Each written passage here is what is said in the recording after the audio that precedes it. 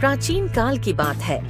हिमालय की गोद में बसा एक छोटा सा गांव शांति कुटीर अपने शांति और सौहार्द के लिए प्रसिद्ध था। गांव के बीचों बीच एक विशाल पीपल का वृक्ष था, जिसे गांववासी दिव्य और जादुई मानते थे। इस वृक्ष की छाया में बैठकर लोग अपनी चिंताओं और समस्याओं का समाधान पाते थे। गांव में एक बालक था जिसका नाम आर्यन था। आर्यन अत्यंत बुद्धिमान और साहसी था, परंतु उसके माता पिता के असामयिक निधन के बाद वह अत्यधिक दुखी और अकेला हो गया था। उसे अपने भविष्य को लेकर चिंता सताने लगी। एक दिन गांव के बुजुर्ग ने उसे बताया कि पीपल का वृक्ष एक जादुई रहस्य छुपाए हुए है, जिसे जानने के लिए आत्मबल और सत्यनिष्ठा की आवश्यकता है। आर्यन ने इस चुनौती को स्वीकार किया और पीपल के वृक्ष के पास ध्यान में बैठ गया। ध्यान करते करते उसे नींद आ गई और उसने एक अद्भुत सपना देखा।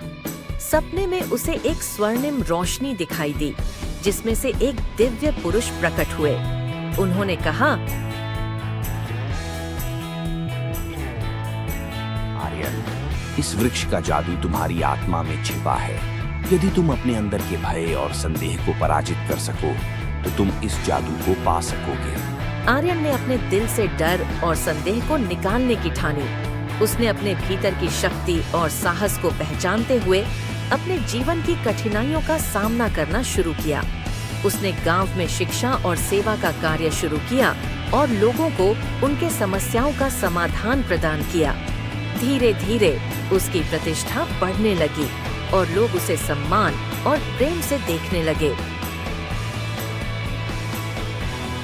कुछ वर्षों बाद आर्यन ने गांव के बुजुर्ग से जाकर कहा, मैंने पीपल के वृक्ष का जादू पाया। ये जादू किसी बाहरी शक्ति में नहीं, बल्कि आत्मबल और सत्यनिष्ठा में निहित है। जब हम अपने भीतर के भय को पराजित कर लेते हैं तो हम किसी भी चुनौती का सामना कर सकते हैं। गांव के बुजुर्ग ने मुस्कुराते हुए कहा, तुमने सही कहा आर्यन, यही इस वृक्ष का असली जादू है।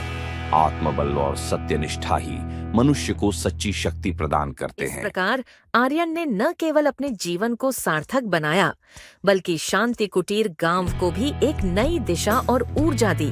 उसकी कहानी आज भी गांव के बच्चों को सुनाई जाती है, ताकि वे भी आत्मबल और सत्यनिष्ठा का महत्व समझ सके और अपने जीवन में इसे अपनाकर आगे बढ़ सकें। शिक्षा। इस कहानी से हमें यह शिक्षा मिलती है कि जीवन में आत्मबल और सत्यनिष्ठा ही सच्ची शक्ति है।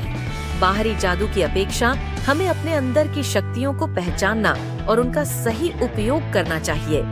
आत्मविश्वास और सही मार्ग पर चलने से ही हम अपने जीवन में वास्तविक सफलता और शांति प्राप्त कर सकते हैं।